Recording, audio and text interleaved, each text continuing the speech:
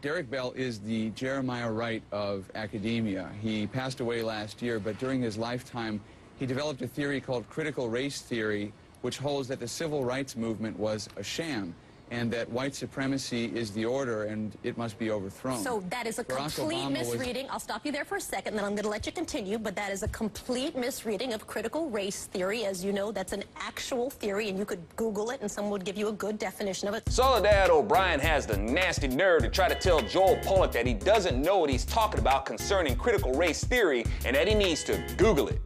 I think Soledad O'Brien needs to pull her head out of her Google, because this woman is constipated with denial. I think what's happening. Propaganda.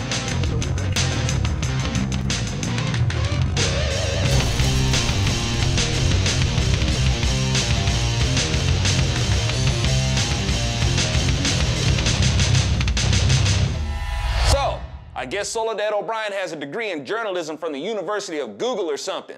Whatever. Hey, Soledad, Prince called. He wants to put Apollonia 6 back together again. There's no need to spend a lot of time on this.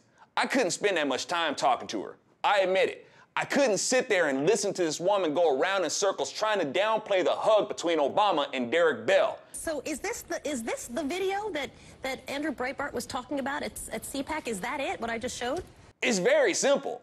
If it's no big deal, then there would have been no reason to cover it up. And Soledad O'Brien only looks foolish trying to dismiss this when Ogletree is admitting that it was covered up. But she can't see that she looks foolish because her head is deep in her Google. Now, what makes this so interesting when you think about it, of course, we hid this throughout the 2008 campaign, so no, I don't care if they find it now. Tell me what the bombshell is. I haven't seen it yet. Well, wait a minute. You've made a claim that my characterization of critical race theory... It's not just that Soledad can't see what was covered up. It's that Soledad O'Brien agrees with what Obama embraced. So you'll be hard-pressed to convince her that there is something very wrong with this. If your bombshell is that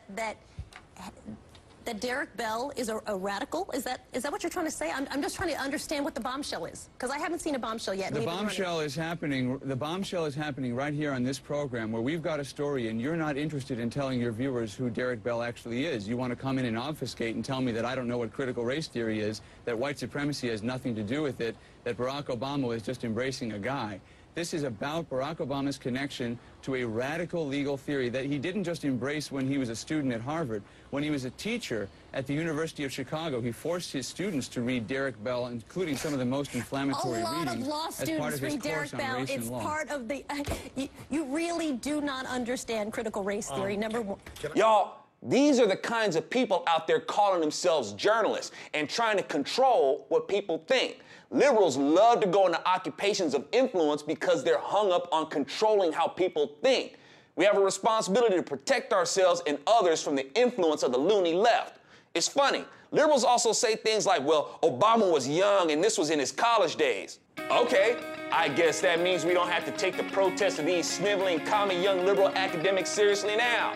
I'm Alfonso Rachel with Zonation, where we see that Obama isn't a post-racist president. He's more like one of the most racist presidents. Because her head is deep in her Google.